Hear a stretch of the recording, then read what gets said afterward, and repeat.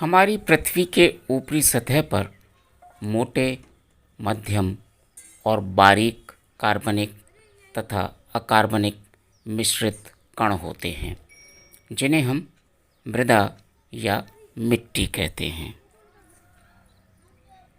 मृदा विज्ञान भौतिक भूगोल की एक प्रमुख शाखा है, जिसमें मृदा के निर्माण, उसकी विशेषताओं एवं धरातल पर उसके वितरण का वैज्ञानिक अध्ययन करते हैं। यही वो मिट्टी है जो हम इंसानों का ही नहीं बल्कि पेड़ पौधों और जानवरों, पशु पक्षियों आदि का लालन पालन करती है। ये बेशकीमती ज़मीन है, हम सबको इसका आदर करना चाहिए। इसी सतह पर हमारे किसान अपना खून पसीना एक करके तरह तरह के अनाज, दाल, सब्जी, फल आदि पैदा करते हैं, और यही मिट्टी है जो हमारे रंग रूप को भी संवारती है। आइए जानते हैं कि हमारे देश में अलग अलग हिस्सों में हमारे किसान भाई किस किस तरह की मिट्टी में सेहतमंद सोना उगाते हैं। मिट्टी में जल बहुत महत्वपूर्ण होता है। ये जल 4 प्रकार के होते हैं जो मिट्टी को उर्वरक क्षमता प्रदान करते हैं, उपजाऊ बनाते हैं, उसमें ऑक्सीजन, नाइट्रोजन का प्रवाह करते हैं।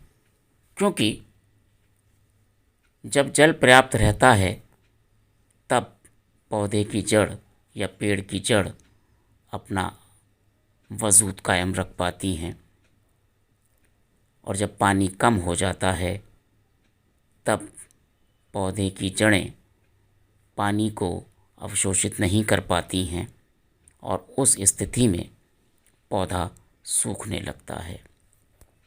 यानी जिसको हम मिट्टी की नमी कहते हैं, भूमिगत जल कहते हैं, वो हमारी प्राकृतिक संपदा के लिए, पेड़ पौधों के लिए, फसल के लिए बहुत महत्वपूर्ण है, या कहिए अमृत है। तो हमें कोशिश करनी चाहिए कि भूमिगत जल की मात्रा जितनी ज़मीन को चाहिए, जितनी खेतीबाड़ी को चाहिए, जितने बाग बगीचों को चाहिए, वो नमी बनी रहे। इसी तरह से हम देखते हैं कि पौधों की वृद्धि के लिए मिट्टी में जल, वायु और ताप, ये तीनों चीज़ें महत्वपूर्ण भूमिका अदा करती हैं। मिट्टी की ऊपरी सतह पर 5 प्रकार से गर्मी पहुंचती है। मिट्टी का ताप उसकी गहराई और जलवायु पर निर्भर करता है। गहराई से ऊष्मा बढ़ती है। ग्रीष्म ऋतु में ताप ऊंचा होता है और शरद ऋतु में ताप नीचा होता है। और शायद कुदरत ने इसी तरह के पेड़ पौधे, फल या अनाज, तिलहन, दलहन, ये सब हमें दिए हैं जो मौसम के अनुसार मिट्टी की ताप को सहन करने की क्षमता रखते हैं और उसी के अनुसार अपना फल हमें देते हैं। अब चूँकि भारत बहुत बड़ा है तो इसमें मिट्टी के भी अलग अलग तरह के प्रकार होते हैं, क्योंकि मिट्टी के प्रकार उसकी भौगोलिक क्षमता के हिसाब से बदलते चले जाते हैं। भौगोलिक स्थिति के हिसाब से मिट्टी बदलती चली जाती है। इसमें जो सबसे महत्वपूर्ण मिट्टी मानी जाती है, जो खेतीबाड़ी के लिए बहुत उम्दा होती है, वो है जलोढ़ मिट्टी या दोमट मिट्टी। भारत में दोमट मिट्टी का कुल लगभग 43.4% जलोढ़ मृदा है। जलोढ़ मृदा यानी नदियों के द्वारा लाई गई मिट्टी जो उसके किनारों पर बैठती चली जाती है और उससे बड़े बड़े खेत तैयार होते हैं। भारत में उत्तर का मैदान, जिसे हम गंगा का मैदान कहते हैं, उसके बाद सिंध का मैदान, ब्रह्मपुत्र का मैदान, गोदावरी का मैदान, कावेरी का मैदान, ये सब नदियों की जलोढ़ मिट्टी से बने हुए मैदान हैं जहाँ गेहूं की फसल, आलू और धान सबसे ज़्यादा और उम्दा किस्म के पैदा होते हैं। इसके बाद आती है काली मिट्टी। क्षेत्रफल के हिसाब से भारत में दूसरे नंबर पर जो सबसे ज़्यादा विस्तार है वो काली मिट्टी का है। ये मिट्टी आमतौर पर महाराष्ट्र और उसके बाद गुजरात में पाई जाती है। भूगोल शास्त्री बताते हैं कि काली मिट्टी का निर्माण ज्वालामुखी के उद्गार के कारण बेसाल्ट चट्टान के निर्माण से होता है। काली मिट्टी में कपास बहुत ज़्यादा अच्छी होती है। इसके अलावा चावल, मसूर, चना और खेसारी भी अच्छी पैदावार देता है। क्षेत्रफल के हिसाब से देखें तो लगभग 5.18 वर्ग किलोमीटर लाल मिट्टी का विस्तार है भारत में, जो तीसरे नंबर की सबसे बड़ी मिट्टी का क्षेत्र है। इसका निर्माण ग्रेनाइट चट्टानों के टूटने से हुआ है और सबसे ज़्यादा लाल मिट्टी तमिलनाडु में पाई जाती है। अगर दलहन तिलहन और अनाज के उत्पादन के रूप में देखें तो लाल मिट्टी में ज्वार, बाजरा, मूंगफली, अरहर, मकई आदि अच्छी फसल होती हैं।